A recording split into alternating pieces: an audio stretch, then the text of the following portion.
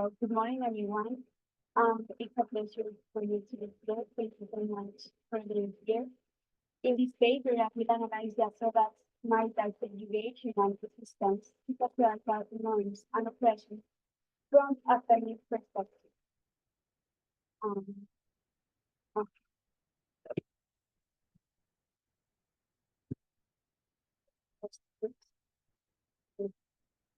um, okay. This novel was written by Indian author Kiran Nagarkar. He wrote both in English and Marathi. His work, which includes drama and screenplays as well as novels, shed light on the harsh realities suffered by the Indian population, including cultural, ethical, and religious matters. Here you can find some of his remarks. Um, Let me briefly summarize the novel so you can follow me along the presentation.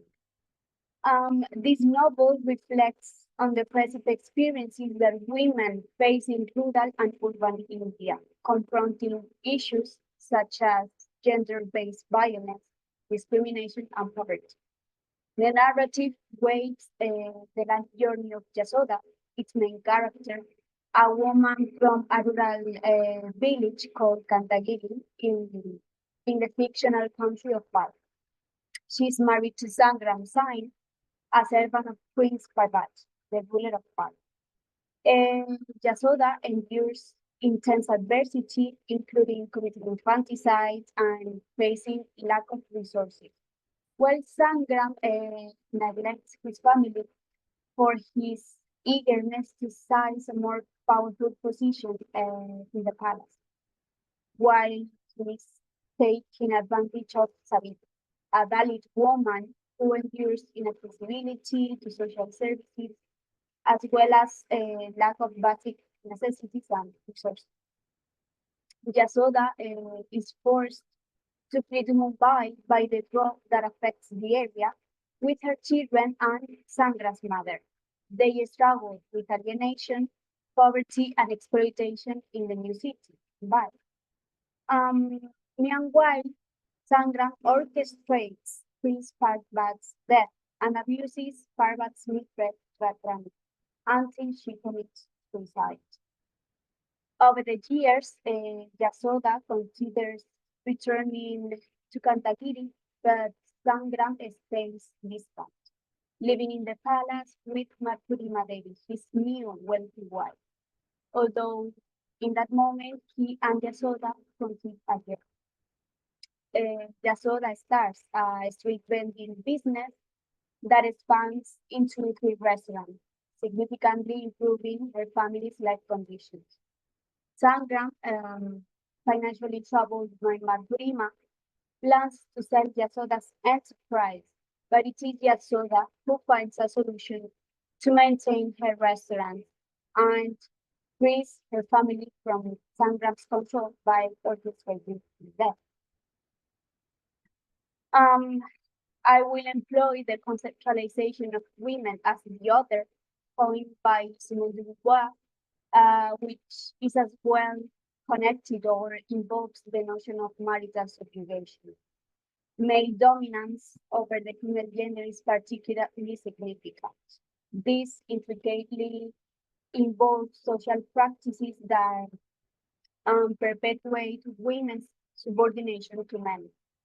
Furthermore, I will make use of Judith Butler's theory of everyday resistance to support my textual analysis as a manner of subverting gender norms through acts of resistance toward a male-dominated society.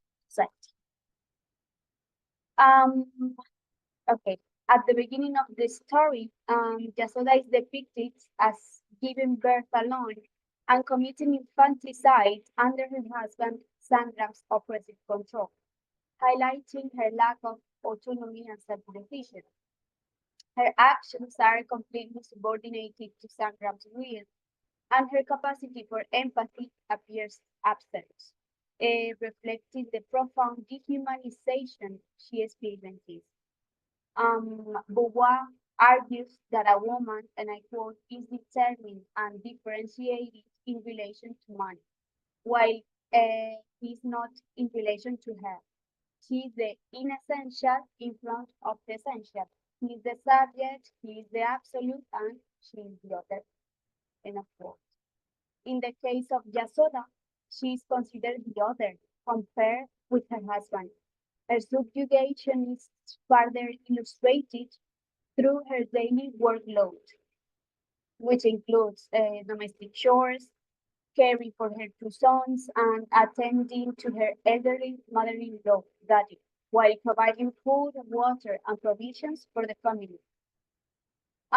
Sandra, her husband, is adherent to traditional gender roles, as he asserts that, and I quote, a woman's place is at home, thus stating that a woman should carry out the domestic chores and the familial matters, while important decisions are managed by men. Beauvoir claimed that women are, and I quote, condemned to play the role of the other. Woman was thus condemned to possess no more than a precarious power. A slave or idol, she was never the one who chose her lot. End of quote. Jasoda holds that precarious power, as she is able of deciding for herself and her family, just in less relevant matters. Moreover, the community also views Jasoda as the sole breadwinner of her family, while Sangram spends his time with Spartans. And I quote, ask him, Sangram, why his wife is the sole breadwinner while he spends the whole day in the palace. End of quote. Furthermore, the absence of sexual desire and consent in Jasoda and Sangram's relationship is significant.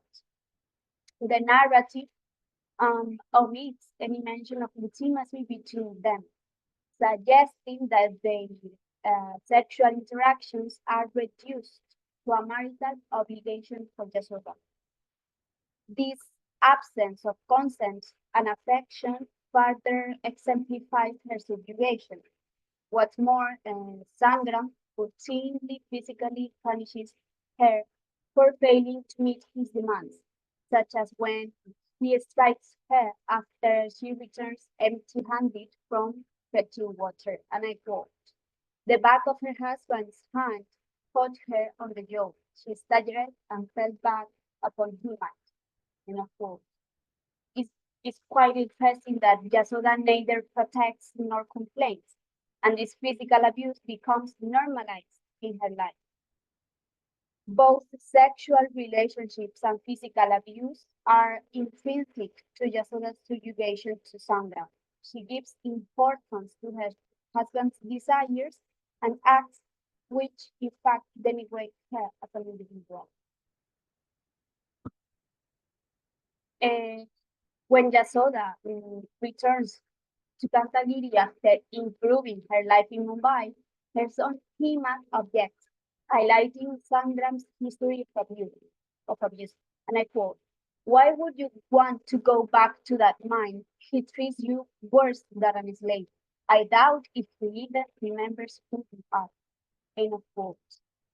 Jasoda's response underscores her adherence to societal expectations of familial duty. And I quote, it so happens that that man is your father. Jasoda slapped him. You will speak him up with respect. End of quote. This exchange reveals Jasoda's deep sense of beauty and belonging to her family, despite the abuse. The societal frameworks of marriage and gender roles shape her identity and actions, and her acceptance of these roles. Despite their hardships, they reflect the powerful influence of these cultural norms on her life. Nonetheless, interestingly, Jasoda embodies a form of resistance that aligns with Judith Butler's understanding of everyday resistance as arising from oppressive systems. She actively challenges patriarchal structures and the dominance of powerful males in political and social spheres, not through overt defiance alone, but also through her persistent efforts to secure better living conditions for her family in a world marked by hostility. Butler claims that a performative act to challenge patriarchal and dominant structures is an aspect of gender, and that, I quote, the possibilities of gender transformation are to be found precisely in the arbitrary relation between such acts. End of quote. Moreover, the third-person narrator frequently focalizes through Jasoda, allowing readers to understand her perspective. This narrative strategy exposes her silence not as passivity, but as a deliberate performative space and act that underscore her agency and resistance. Through her internal thoughts and struggles, Jasoda's resilience and strength become apparent, revealing how her acts of survival in both category and mobile resist the forces of domination, asserting her existence and voice even in oppressive conditions. Furthermore, Jasoda's agency and resistance within a patriarchal society is further demonstrated when she establishes a street market to sell her milk. This initiative showcases her ability and determination to enhance her employment prospects. Consequently, Jasoda is subverting the social norms through another performative act.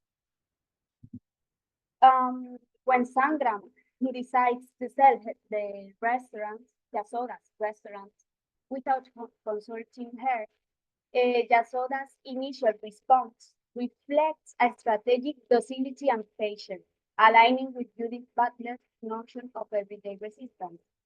Her silence, rather than indicating submission, becomes a tactic that hides her true intention to get rid of him. She, she secretly orchestrates Sangram's murder under the guise of a car accident, a calculated act that reclaims her agency and asserts her control over her life, thus resisting his male domination.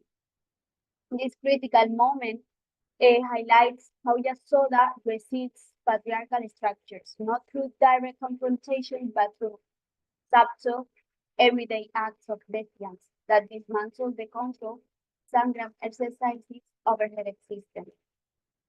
In doing so, she seizes the fundamental elements of her autonomy, breaking free from the constraints imposed upon her by societal expectations. Therefore, Yasoda revolts against societal conventions through intentional acts. In conclusion, Yasoda has been intrinsically subjugated to male authority.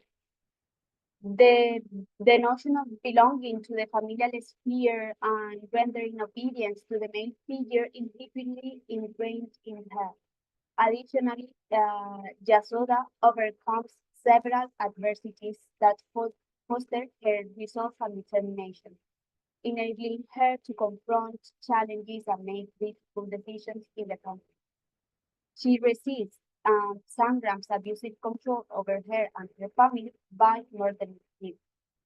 Hence, the ability of Yasoda to subvert social norms through performative acts is considered as a feminist act, as it actively challenges oppressive structures and reclaims the new ways of being and acting in the world. Um, these are these are the words that I use for my paper, and thank you so much for your attention. Thank you so much, Marica.